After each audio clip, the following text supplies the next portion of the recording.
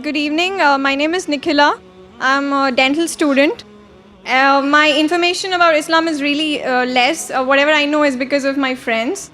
My question is, I've read this poster. They say that music and dance is not accepted in Islam. Why is that? I mean, you cannot say it's generally also you can listen to music or singing or dance or whatever.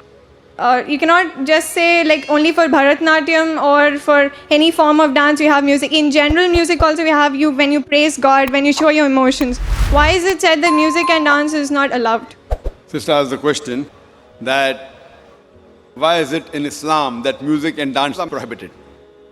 First I'll come to music, then I'll go to the dance. As far as music is concerned, our beloved Prophet Muhammad said that the musical instruments, as a general rule, they are prohibited, except he gave permission for the duff, that is the one-sided open drum, called as duff or duffli. Besides that, the Prophet prohibited because if you analyze, it takes a person away from the remembrance of Allah subhanahu wa ta'ala, from the remembrance of Almighty God.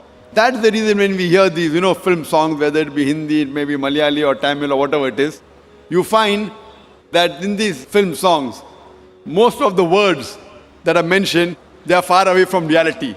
The hero tells the heroine, "Main tumhare liye chand tod ke leke aaunga, main tumhare liye sitare tod ke leke aaunga, I'll get the moon for you, I'll get the star for you." We know it's not possible. No man can get the star or the moon for his lover. But yet, we keep on repeating because of the ambience, because of everything. So because of this, general rule is that the music does take a person away from Allah subhanahu wa ta'ala. That is the reason a beloved Prophet prohibited musical instruments except for duff. Or as generally with your voice. For example, when a person recites the Quran. If he recites the Quran, his voice is good, that's permitted. Because that takes a person towards Allah subhanahu wa ta'ala. The musical instruments along in the background do create a different ambience. Otherwise, singing per se, it is mubah, optional, as long as the words of the song, they take you towards your Creator Allah subhanahu wa ta'ala. If the words of the song take you away from Allah subhanahu wa ta'ala, even that type of song is prohibited. Now coming to the second part, why is dancing prohibited? There is no verse in the Quran or no hadith that I know of which says dancing per se is haram.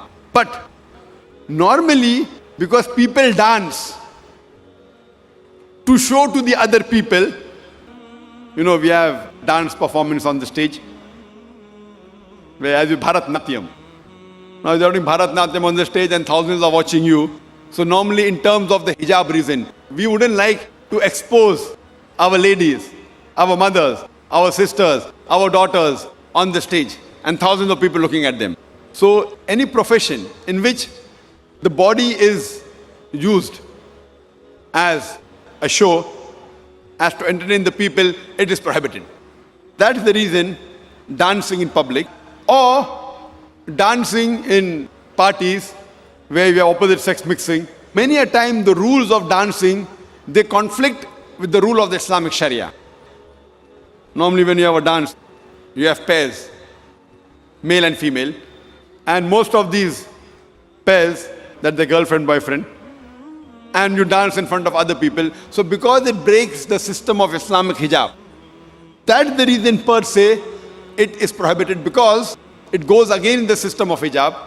So you have to realize that many a time when you dance in public, you go out for parties and you move around. Otherwise, with you and your wife, you can do what you want as long as it doesn't go against the Sharia. Alone in closed doors, husband and wife, what they want to do, as long as it doesn't go against the rules of the Quran and Sahih Hadith, there's no problem. But because most of the time dancing exploits the body, it includes singing, dancing, you go on the stage and other people are watching, so it breaks the rules of Sharia, of the hijab. And you can hear my video cassette, Women's Rights in Islam, Modernizing Outdated, which speaks in detail. Why do we Muslims protect, why do we love, why do we revere our women for? Because we love our women, that's the reason we protect them, and we don't want to exhibit them. That's the reason professions which involve singing in public, or dancing, or modeling, these professions are prohibited for a lady. Hope that answers the question.